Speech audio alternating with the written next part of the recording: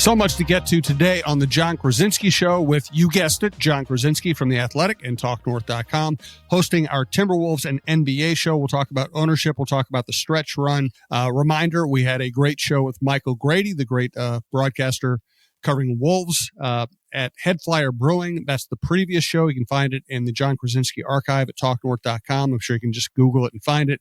Great conversation with Michael Grady. Excellent crowd. Thanks to everyone who came out. Just a lot of fun. And we do appreciate Head Flyer Brewing hosting that. Appreciate Michael Grady making time for it. The Jon Krawczynski Show is coming to you from the Aquarius Home Services Studios. Scott for Aquarius Home Services. They say knowledge is power, and power is having a great plumber and electrician on speed dial.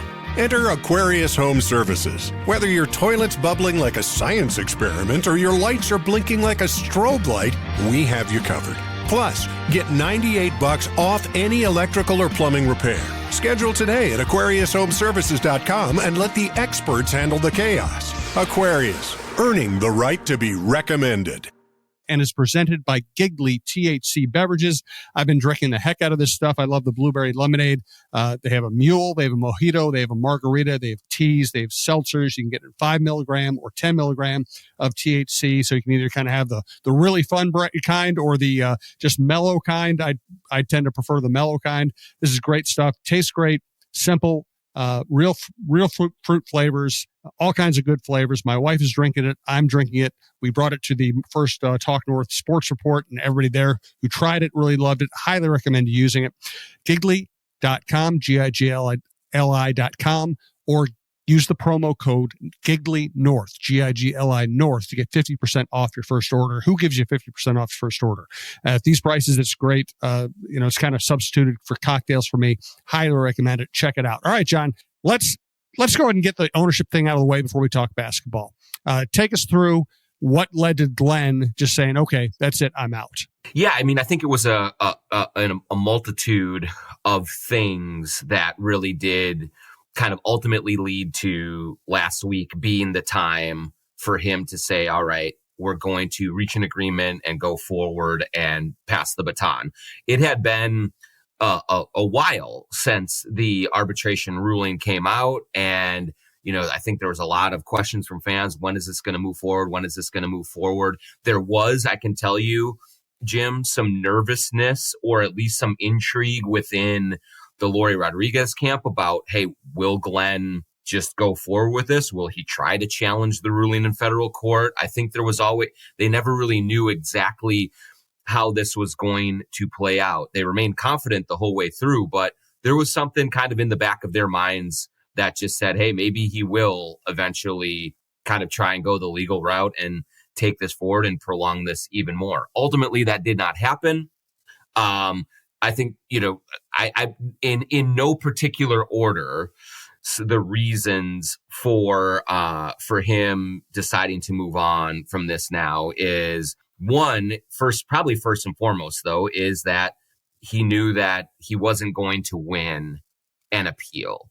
Talking to a bunch of legal experts about the arbitration process, anytime you do bring a ruling to federal court to try and contest it, try and get it overturned, it is incredibly difficult to do that. You have to prove that one of the panelists was compromised or biased or bribed or something like that. Or you could say that you could try and prove that the panel overstepped its bounds in the language that it used to issue the ruling in favor of the other party.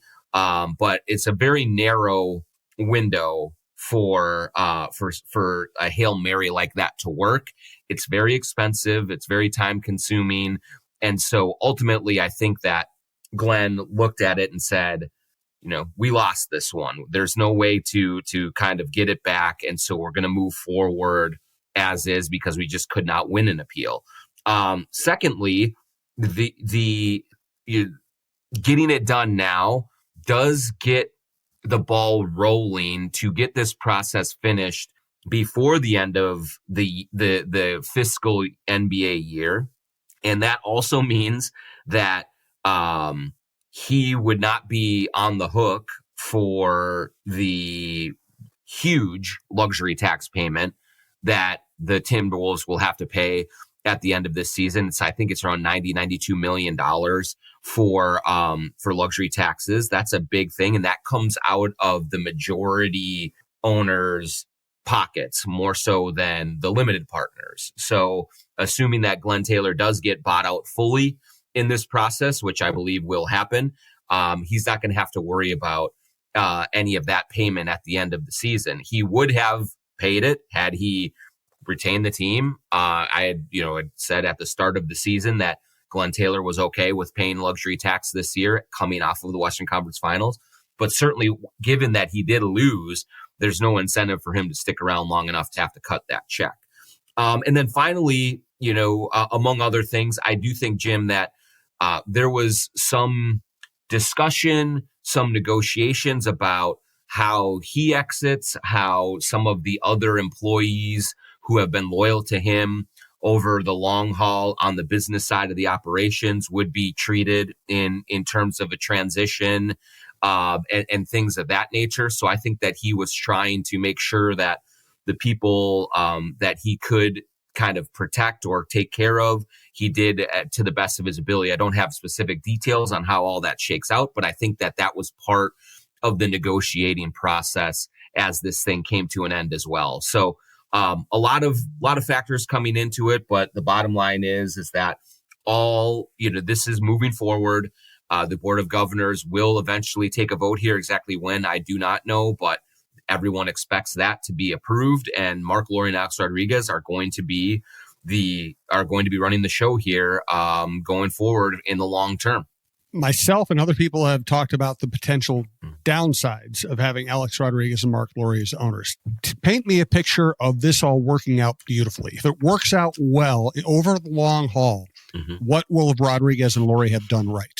Yeah, I mean, I think that first and foremost is that I understand that there has been skepticism about their operation, about their ability to do this deal, about their motives behind it. I think that that's natural when a couple of outsiders come into a community and kind of get involved in a sports franchise, especially, let's be honest, no one knew in the Twin Cities, no one knew who Mark Lori was when his name first surfaced.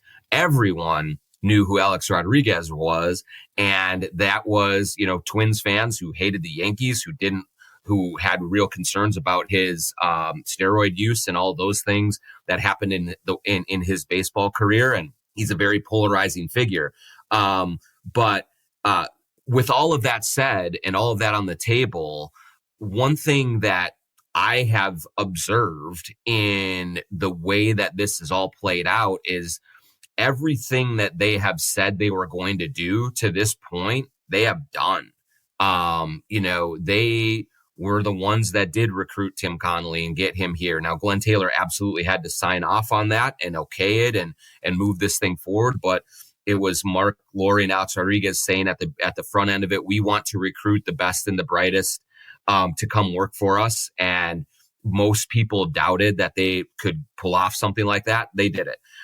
Once this dispute with Glenn Taylor became very public and very bitter, Mark Lori and Alex Rodriguez said, we have the money. We are going to close this deal. We are going to stay in this as long as we possibly can. We're going to fight this the whole way, and we're going to come out on the winning side of it. They did come out on the winning side of it. The arbitration panel ruled that they were well within their rights to get their 90-day extension, that Glenn Taylor should have adhered to that contract. And now that this thing is going forward, Lori and Rodriguez smartly used the time that it took from the arbitration process to amass a $950 million in an escrow account to get ready to go, get their finances fully in order. They added Michael Bloomberg. They did a bunch of things to really fortify their group. Mark Lori's, I think, personal wealth is looking better and on the rise as well. And so they've kind of backed up everything that they have said publicly that, I think the most optimistic people looked at some of their rhetoric and some of their bold proclamations and said, are they really going to be able to do this? So far, they have. And so when you spin that going forward, they have said that they want to build an arena. They have said that they want to really bring in a new kind of distribution process for their broadcasts, and to kind of assess and take care of the crumbling regional sports network situation that is going on around the league and throughout professional sports. And so if it goes really well, it will be because they are a group that feels like they're going to be aggressive and proactive in addressing a lot of the big things that were looming as very real problems for this franchise, and doing it in a major way. They were not going to be content to sit back and just kind of let this all play out and be with the status quo and go forward that way. So if they come in and they get that arena built with, largely private financing, as Alex Rodriguez has said publicly, if they get a new broadcast arrangement that makes it much, much easier for the local audience to watch Timberwolves games, if they continue to add good talent either, on the team or in the front office, and keep this thing going around Anthony Edwards, like that all is right there for them to do. And so that's what it looks like in a perfect world, is these guys coming in and carrying this franchise into the next quarter century with real vision and kind of a modern thinking of it. We will see, Jim, though, how it all works. I mean, it's very much different to talk about the plans that you want to make, to sketch out all these visions and make all of these statements. And then it's another thing to when you are actually in that seat, when you're cutting the checks, when you're having to lobby with political organizations, when you're having to do all of the things without any checks and balances, where it's just you guys. That's going to be the challenge for them going forward. But that's what it would look like in a perfect world with those two at the helm. Good stuff, John. Let's get to basketball. We're talking here on Monday morning. Right now, there's a 4-way tie for the 5th spot in the Western Conference. And those 4 teams are half a game behind Denver for the 4th spot. It's going to be wild. But first, tell us about Princeton's Liquors. Princeton's Liquors in Maple Grove. Bill Princeton, the Princeton family have been in the liquor business for decades and decades. And for Wolves fans, you're watching these games. They are all very tense. They are all high stress, high pressure. Maybe you need just a cocktail, a glass of wine, a beer to just kind of calm the nerves just a little bit. Go to Princeton's Liquors and pick up anything that they have there. They have whatever you would need: wine, spirits. They have THC drinks. They have craft beer and bourbon, some of the best selections of those two in the upper Midwest. You go into Princeton's Liquors, they're going to take care of you. They're going to have very great selection, and they're going to have really reasonable prices as well. So you're on edge a little bit. You're trying to get the family, or you're trying to get friends and family together to watch these games and kind of live and die with your team. Maybe just have a little something in the refrigerator just in case you need to take the edge off. No better place to get it than Princeton's Liquors in Maple Grove. TSR Injury Law has been sponsoring this show for a long time. About Boost your savings almost as long as they've had billboards up telling you how well their business is doing and how they can help you as a client. We don't want you to need TSR Injury Law, but if you ever need an injury lawyer, you want to open a personal or business money market account. Royal's money market accounts have no monthly maintenance fee and tiered rates, so higher balances earn more. See details and open a money market account today at rcu.org/earn 612 TSR time. That's all you need to remember and enjoy the commercials. Also want to thank longtime sponsor Royal Credit Union.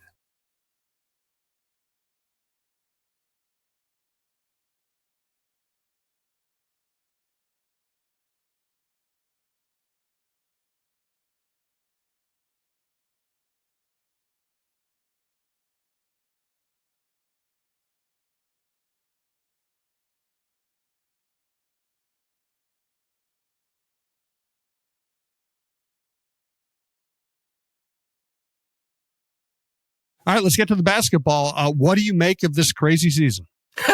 I mean, crazy is the perfect way to sum it up, Jim. I can't remember another kind of playoff race that was as topsy-turvy, as, kind of volatile as this one has been and shapes up to be for the final week and a half of this season, 2 weeks of this season. You just look at every single night, you could win and drop down. You could lose and drop down a bunch. You could win and leap up. Or in the Wolves case, so many times, like, you could win and just everyone around you keeps winning and you don't make up any ground, and you can lose. And then luckily you get a situation where a couple of teams around you lose at the same time as well, and you stay firm. Right now, if you look at the Clippers, Warriors, and Wolves are kind of the three teams that have been really tethered together over this last month. Wolves are 7-3 in their last 10, Warriors 7-3 in the last 10, Clippers 8-2. And it's, the Wolves were in 6th place in the West on Sunday when Sunday began. They did not play. They did not lose. They had a couple of teams, including the Warriors and the Nuggets, lose in their vicinity, and yet they still dropped down to 7th. Why is that? Because right now, the Clippers, Warriors, Wolves, and Grizzlies are all 46-32 as we're recording this Monday morning. That is a 4-way tie, and the aggregate record of each team in that foursome has the Clippers have the best record, so they're 5th, Warriors 2nd, they're 6th, Wolves are 7th, and Grizzlies are last in that. Now, so the Wolves actually fell down a spot in the standings back into the play-in tournament because without playing a game, just because of the grouping that happened. Now, if if all four of these teams win and get to 47-32 and are tied with the Nuggets, and it's a 5-way tie, or even if the Grizzlies lose and it's a 4-way tie with the Wolves, Warriors, Clippers, and Nuggets, the Wolves could move up to 4th because they have the better record with those 4 groupings in the head-to-head among all 4 of them. And so that's how crazy this is, Jim. It's going to be this way for the rest of the week. The good news is that a bunch of these teams play each other down the stretch, so there's going to be some losses that come. The Wolves play at Memphis on Thursday, which is a huge game. If the Wolves can win that game, and then if they can run the table, they could really be the 5 or the 4 seed. And so it's really right in front of them, but there's going to be a million twists and turns between now and then to figure out where they actually end up. More on that in a little bit. I want to get your reaction to this observation. Feels like to me in the last couple of weeks, maybe it's longer than that, Anthony Edwards has gone from being a late game problem to a late game solution. What do you think? Yeah, I mean, it's certainly been better, Jim. And honestly, though, one of the things that I look at with that is right now, especially in the game against Philadelphia on Sunday, he made some really good plays down the stretch, but generally one of the things that really helped is he made his shots. Right. He hit the crazy circus one at the end of the clock. And so is that good? Yeah, that's great. That's what it's a good scenario. I'm still a little nervous though about how those shots are coming, what they're running to get them. Just that Philly play, case in point, he inbounds it to Rudy, comes out, he gets the ball from Rudy. I think it's probably designed to be like a dribble handoff to get him going downhill, but he gets hemmed up and he's double teamed and he has nowhere to go. And he just hit a prayer of a shot. Yeah. That's obviously not good process. So I still do think that the Wolves have a lot to work on from a process perspective on getting good offense, getting sustainable, repeatable actions involved, because just hoping and praying that Anda's going to hit some big shots, which he did a bunch against Philly, is not the recipe to go with. So good on him. He hit some hero shots and it was great, but they still got a lot of improvement in that area to come, I think. All right, I have a question to ask about Julius Randle and Anthony Edwards. First, though, tell us about True Vision Institute. True Vision Institute in Bloomington. I went there. We're coming up on crazy how time flies, but we're at about 9 months now, coming up on a year. Last July, when I went in after the playoffs to have my vision corrected with LASIK surgery, and just been a life-changing year. It's been one of the most carefree, easy years from just a convenience perspective that I've had in forever. I'd been wearing glasses and contacts since I was in 4th grade, and to now be able to operate just every single day without having to either plop some contacts onto my eyes or put glasses on, it just really just makes life so much easier. My vision has been great. I can see up close. I can see far.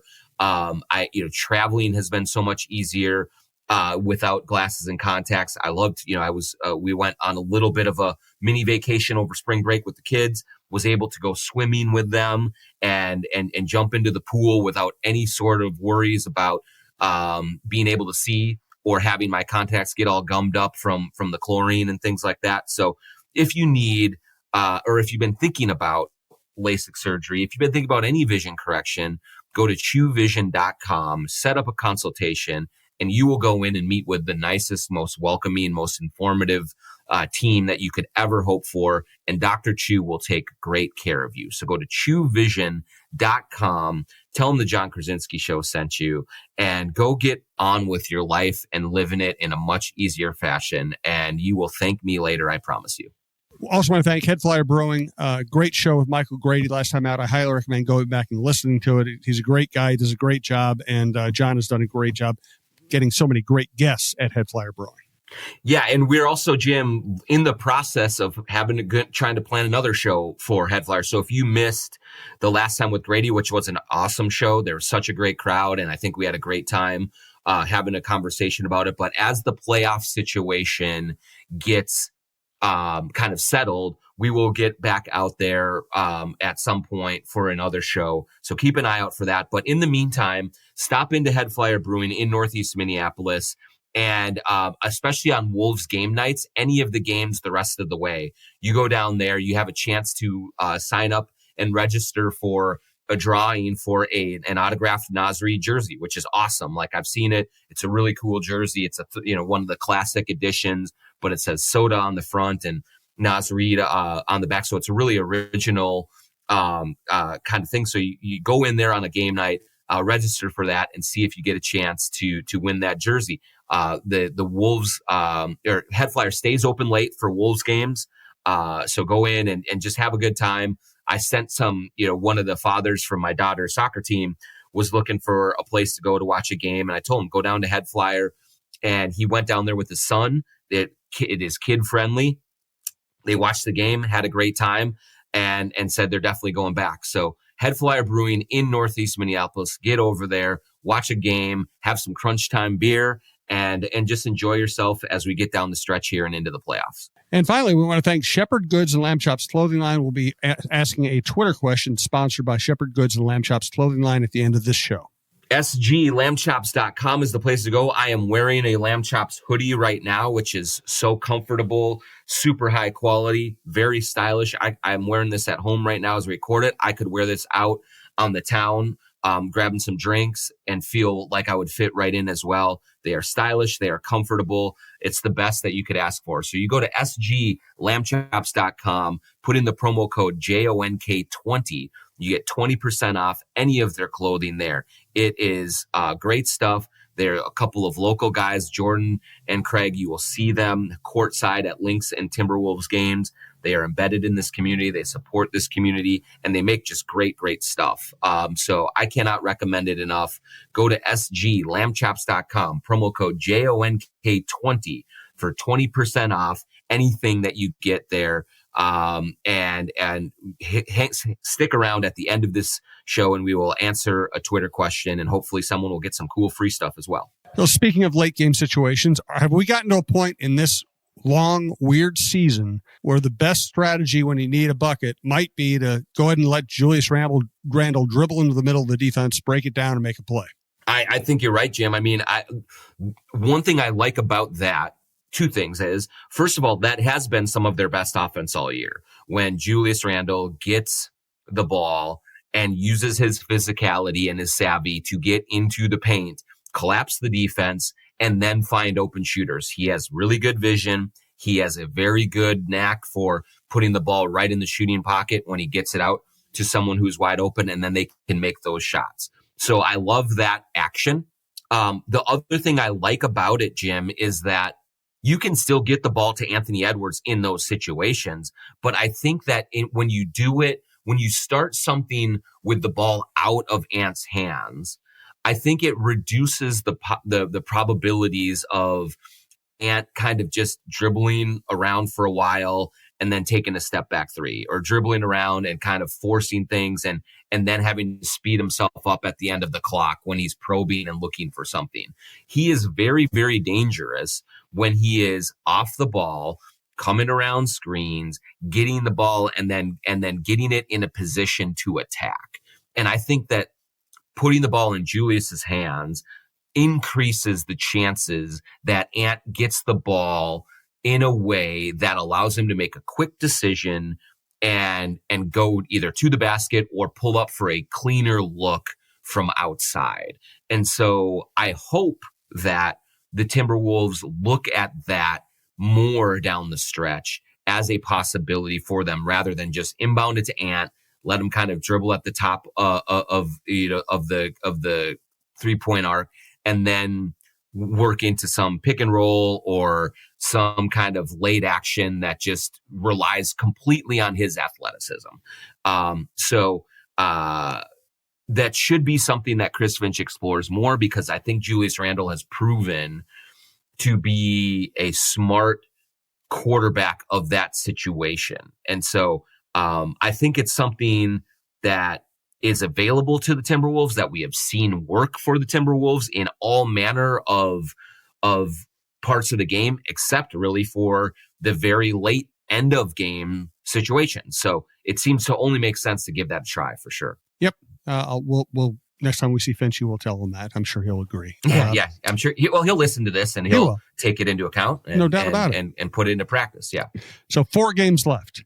At Milwaukee, where Giannis has been dealing with a shoulder problem. At Memphis, biggest game of the year. And then 2 games they absolutely should win if they have the maturity. Who scares you among the teams they're competing with? And well, let's start with that. Who scares you? And give me an update on how Memphis is playing, because right when I expected them to tank, they started winning games. Yeah. So first of all, I think that these next 2, Milwaukee on Tuesday, Memphis on Thursday, are just enormous, because Milwaukee has not been great. Damian Lillard is out. And so they are weakened, but they are still, I think, a formidable opponent, especially on the road, especially against Giannis. And this is a team that beat the Wolves earlier this season at Target Center without Giannis and without Damian Lillard. Kyle Kuzma always plays well against the Wolves. And so the Bucks have won 4 in a row. They've beaten Phoenix, Philly, Miami, and New Orleans. Not exactly murderer's row of competition, but they are winning games. And so they have a little momentum. So I think looking at this game, it's trickier than maybe some fans might initially look at and say, oh, it's the Bucks.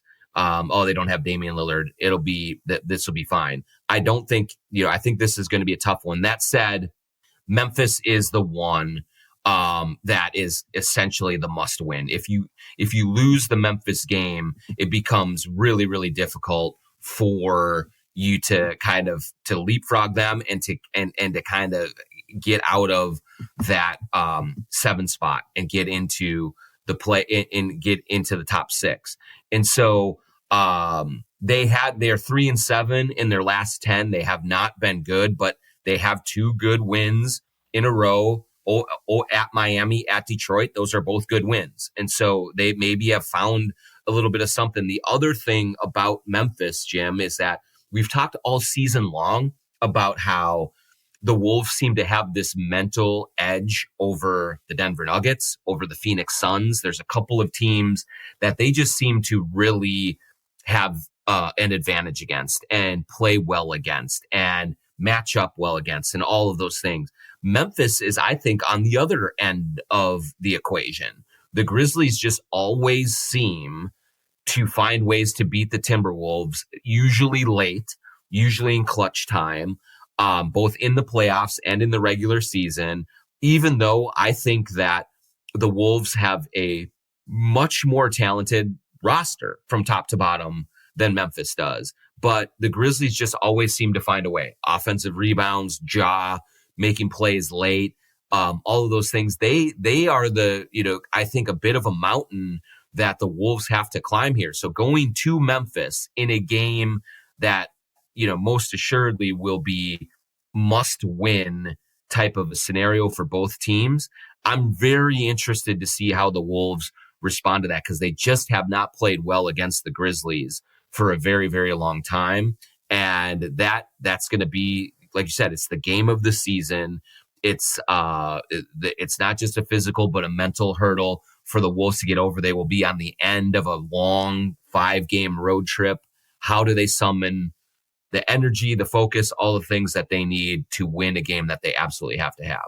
Feels like Rudy is surging right now. What's been behind his excellent play lately? I mean, he's just been remarkable, Jim. When you look at, there's a couple of factors. One is, if you sort of talk to people around the team all season long, as we're kind of going through, this up and down, uneven, inconsistent year in general, since he's been here, Rudy's been one of their very most consistent players and a real tone setter. Someone who, he wasn't going to score 35 points for you and do that, but you just knew that when he was on the court, he was going to do the right things, especially defensively, to help you win games. That really wasn't the case earlier on in the season. He was not playing at the defensive player of the year level that he had last season. He did not seem to be, he never catches the ball well, but it was really ugly early on with, trying to get used to Julius Randle and Dante DiVincenzo and just being a part of the offense. None of it was there. And really what you have seen over this last stretch of games, let's see, it's for 7 games in a row where he's had double doubles. And there's 2 things. One is he is a much more imposing presence at the rim defensively.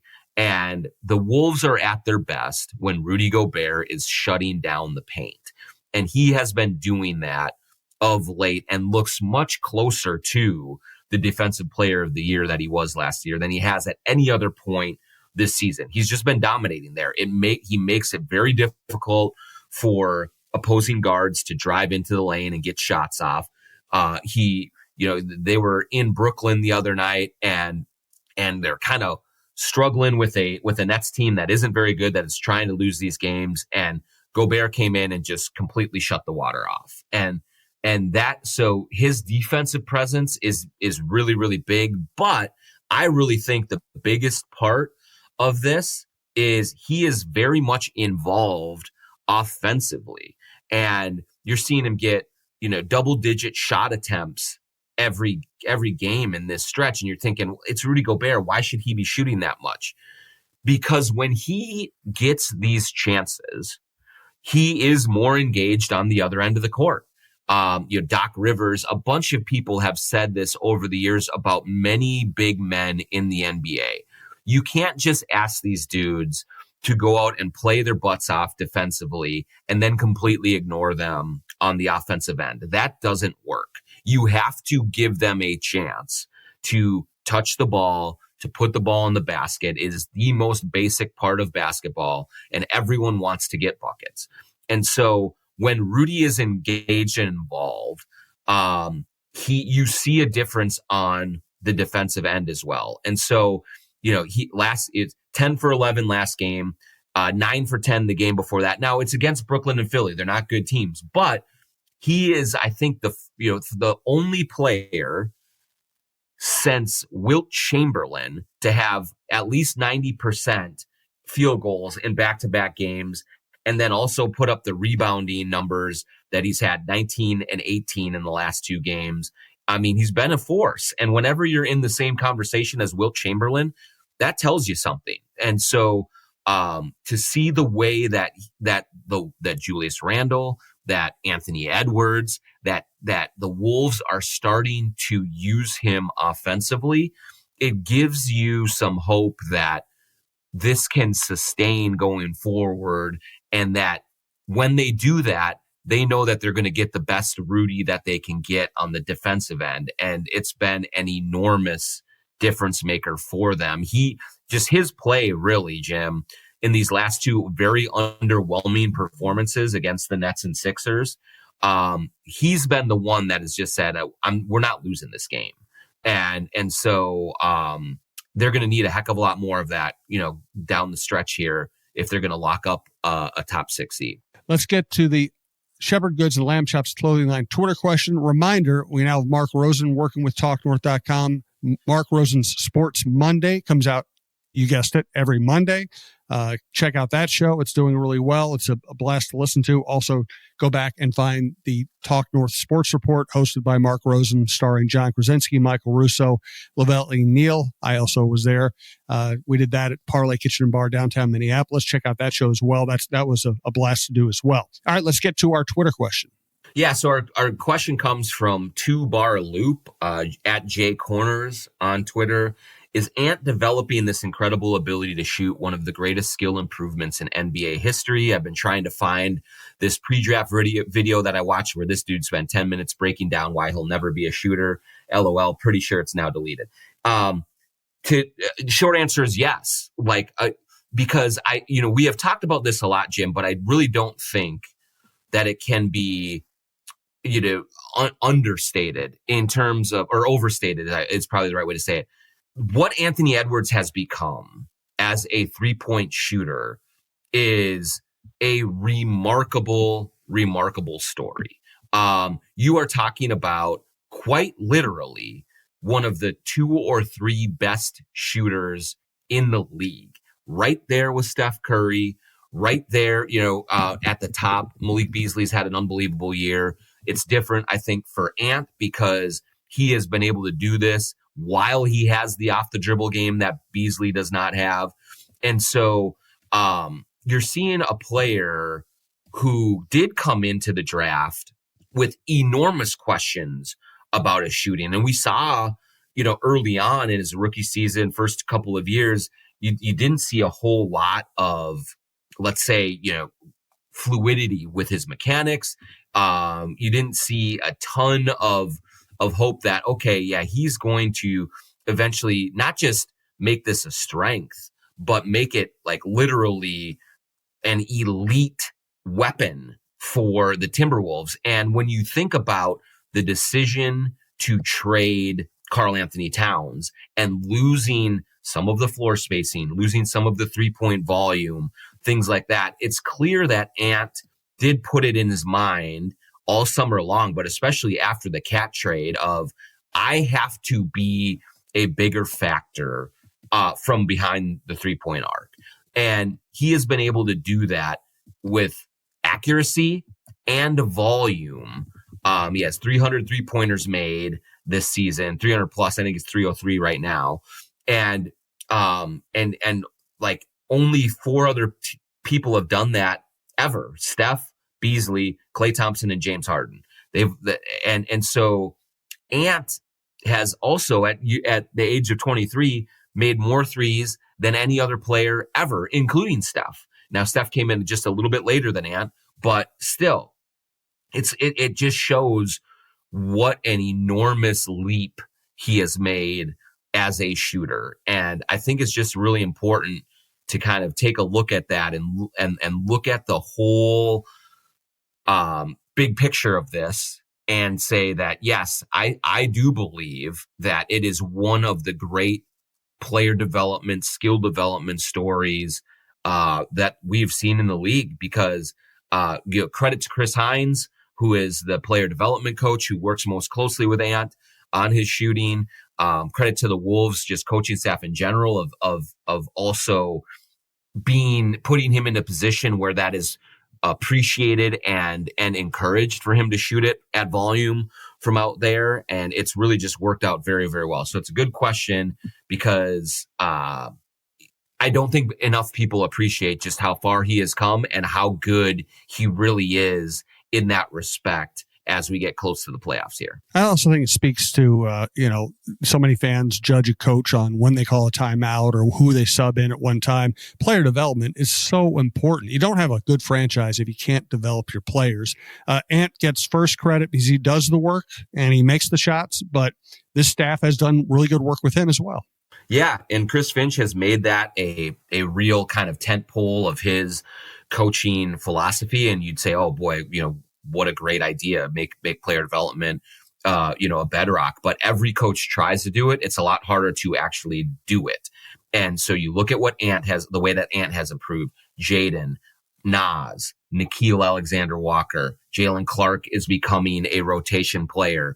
It really does show an incredibly important part of the Finch coaching approach, because as in this era, whether you're a big market team or a small market team, you can't just keep paying guys tons and tons of money and stay in that second apron. You have to be able to develop their replacements over the long haul. And what we have seen from Finch and his staff and from the Iowa Wolves and from all of that is that they have been able to cultivate and help players improve at a demonstrable level and turn into rotation players. And that's why you still believe in Terrence Shannon Jr. and Rob Dillingham and folks like that, is that this system has already proven to really improve players from the time they get in the door to where they are in 2-3 years. And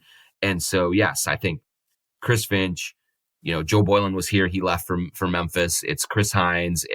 It's just a ton of guys, on the, in the kind of back alleys, in the darks, in the dark corners that allow these guys to put in the work to develop them, to get them to the point where they're at now. Great stuff, John. Also, check out John and myself on the Viking Update Show. Check out everything at TalkNorth.com. When you find a show you like, please subscribe to it. We do appreciate it. Thanks to our sponsors. Thanks to our listeners. We'll talk to you soon.